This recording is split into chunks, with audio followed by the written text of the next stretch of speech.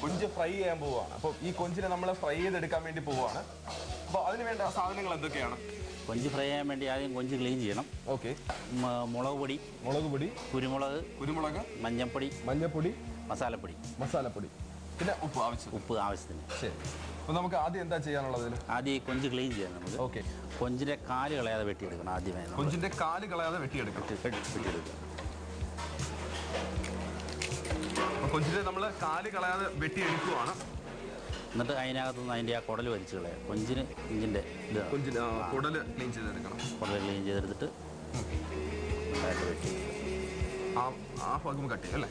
ആ മൊത്തം തോട് കളയണം. അതിൻ്റെ തോട് കളയാൻ വേണ്ടിയിട്ടാണ് നമ്മളത്. കാല് മാത്രം കട്ട് ചെയ്യാതെ ബാക്കി തോട് കംപ്ലീറ്റ് കളയണം.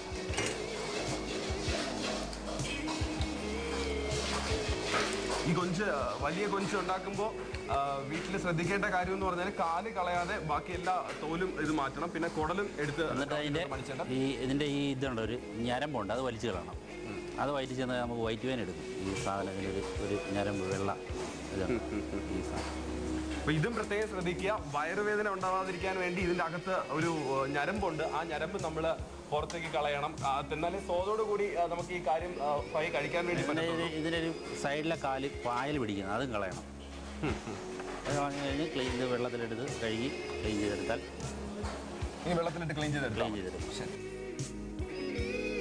കഴുകി വൃത്തിയാക്കിയ കൊഞ്ച് റെഡി ആയിട്ടുണ്ട്. എല്ലാ രീതിയും കണ്ടു കഴിഞ്ഞു നിങ്ങൾ. അപ്പോൾ കാലിൻ്റെ ഒരു ഭാഗം കൂടി ചേട്ടൻ കട്ട് ചെയ്ത് പറഞ്ഞു. പായൽ പിടിച്ചിരിക്കുന്ന ഒരു ഭാഗം ആയതുകൊണ്ട് ഇനി നമുക്ക് ഇതിന് മസാല ചേർത്ത് കൊടുക്കാം അല്ലേ? ഇതിന് മസാല ചേർക്കാം.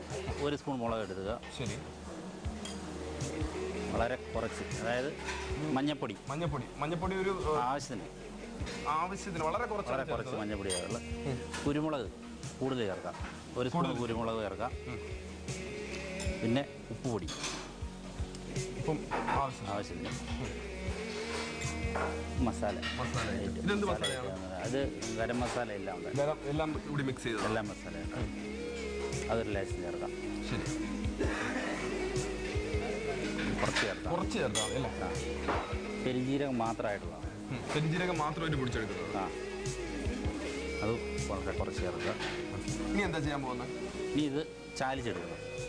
വെള്ളം കൂടി ചേർത്ത് ചാലിച്ചെടുക്കുക. നമ്മളിത് വെള്ളം ഒഴിച്ച് ചാലിക്കുകയാണ്. കുറച്ച് വെള്ളം മതിയോ? കുറച്ച് വെള്ളം മതി. ശരി. ഒരുപാട് വെള്ളം ആവശ്യമില്ല, വളരെ കുറച്ച് വെള്ളം മതി ഇത് ചാലിച്ചെടുക്കാൻ വേണ്ടി.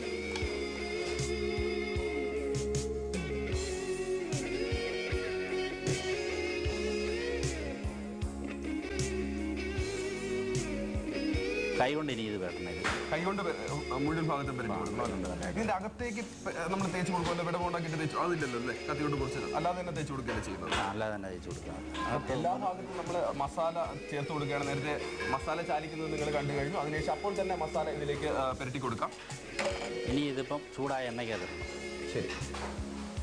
ഇതിപ്പോൾ എത്ര എണ്ണയാണ് ഒഴിച്ചിരിക്കുന്നത്? ഒന്ന് ഇത് നമുക്കിപ്പം വീട്ടിലൊക്കെയാണ് ഉപയോഗിക്കാനാണെങ്കിൽ ഒരു കുറച്ച് എണ്ണ ഒഴിച്ച് തന്നെ. ഒരുപാട് എണ്ണയൊന്നും വെച്ച് പൊരിച്ചെടുക്കേണ്ട ആവശ്യമില്ല.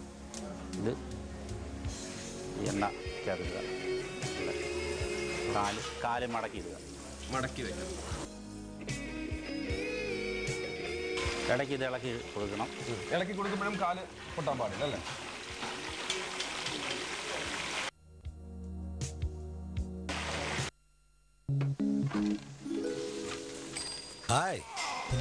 ഹായ്.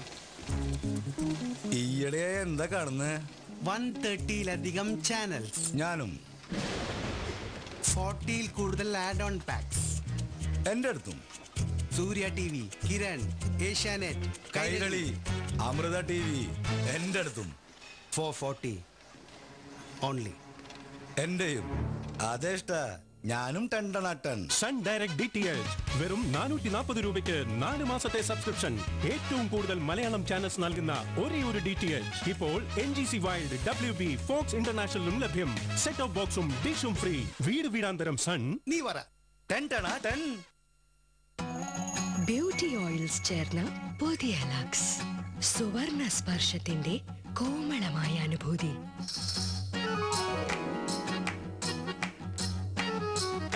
കാട്ടാതിയോളും കാമിനിയൻ സ്വന്തം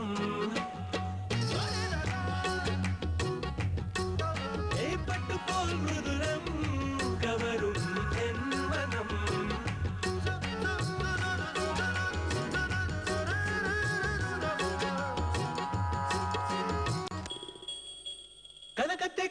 മതിയോലും ബ്യൂട്ടി ഓയിൽസ് ചേർന്ന പുതിയ ലക്സ്.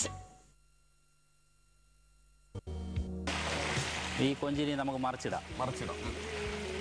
മൂത്തല്ലേ മറിച്ചിട്ട് ഇതിന് എത്ര സമയം എടുക്കും മൊത്തം? കൊഞ്ചിന് നല്ല വേവുള്ളതാണ്. ഒരു 15 മിനിറ്റ് 20 മിനിറ്റ് അടുത്തോളം ആവും ഇത് ഫ്രൈ ആയി വരാൻ വേണ്ടി. നമ്മുടെ കൊഞ്ച് ഇതിനകത്ത് വെന്ത് റെഡിയായല്ലേ? വെന്ത് റെഡിയായിട്ടുണ്ട്. ഇതിനകത്തുള്ള മസാല ഇനി ചേർക്കാം. അതേ മസാല തന്നെയാണ് നമ്മൾ വീണ്ടും ചേർക്കുകയാണോ? ആ മസാല തന്നെ നമ്മൾ ആദ്യം പുരട്ടിയതിന് ബാലൻസ് മസാല. അത് നമ്മൾ കുറച്ച് മസാല മാത്രമേ ഉപയോഗിച്ചിരുന്നുള്ളൂ. പെൻഡിങ് വന്ന മസാല നമ്മൾ ഇപ്പോൾ ഇതിലേക്ക് ചേർക്കുകയാണ്. അത് അന്നേരം ചേർത്താൽ ഇത് കരിഞ്ഞു പോകും മസാല. അതിനുവേണ്ടി കരിയാതിരിക്കാൻ വേണ്ടിയിട്ടാണ്.